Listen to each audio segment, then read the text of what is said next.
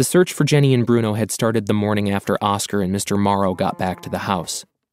Dozens of Mr. Morrow's friends helped them. They scoured the lakefront, where thousands of people were living in makeshift tents. They searched Lincoln Park, which was packed with thousands more. Day after day, they all searched, but there was no sign of Jenny and Bruno. And there were moments when Oscar feared the worst. "Have hope," Mr. Morrow kept saying. But it was hard to have hope when all Oscar could see in any direction was smoldering ruins. Hundreds of people were dead, and 4 miles of the city had burned to the ground. As they walked through the streets, Mr. Morrow kept his arm around Oscar's shoulders. He'd point to men carting away wagon loads of wreckage, at the new shacks popping up on still smoldering lots. Mr. Morrow reminded Oscar of Papa, that day in the ruined forest. Just as Papa had seen those little green shoots popping through the ash, Mr. Morrow already saw signs that Chicago would be rebuilt. And then Mr. Morrow had the idea of drawing Jenny and Bruno's picture and having it printed in the newspaper.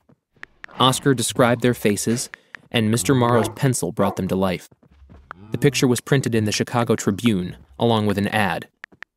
Mr. Charles Morrow and the Chicago police seek information about 2 missing children, Jenny, approximately 9, and Bruno, approximately 3. Oscar had insisted that Mr. Morrow add one more detail to the picture: the battered purple lady's hat on Bruno's head.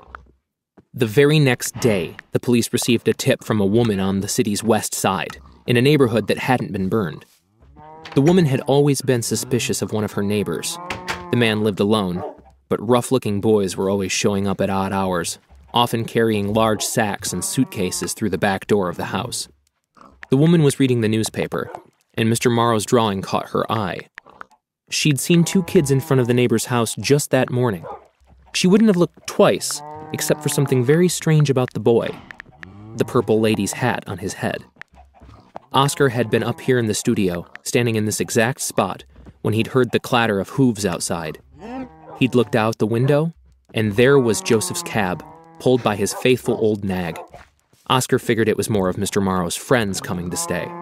Mr. Morrow and Mama kept the door wide open to anyone who needed a bed or a meal, and the house was overflowing. Oscar had turned away from the window, but then he'd heard a croaking voice shouting up to him. "Oscar!"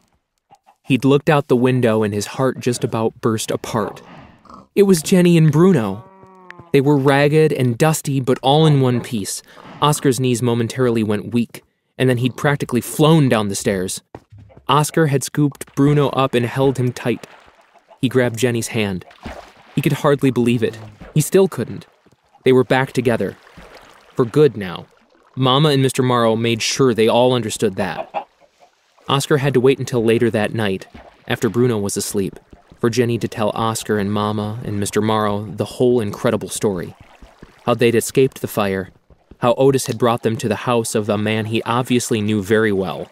It turned out this man was the gang's real leader. "What was he like?" Mama asked. "Believe it or not, he didn't act like a wicked criminal," Jenny said. "He gave us plenty to eat, and he had a very friendly smile." But there was one thing about the man Jenny said she'd never forget. The man had only one ear. Oscar and Mama had stared at each other in disbelief. But it turned out to be true. The man was earless Max Kilder.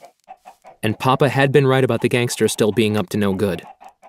Now Earless was in jail, where he belonged. Otis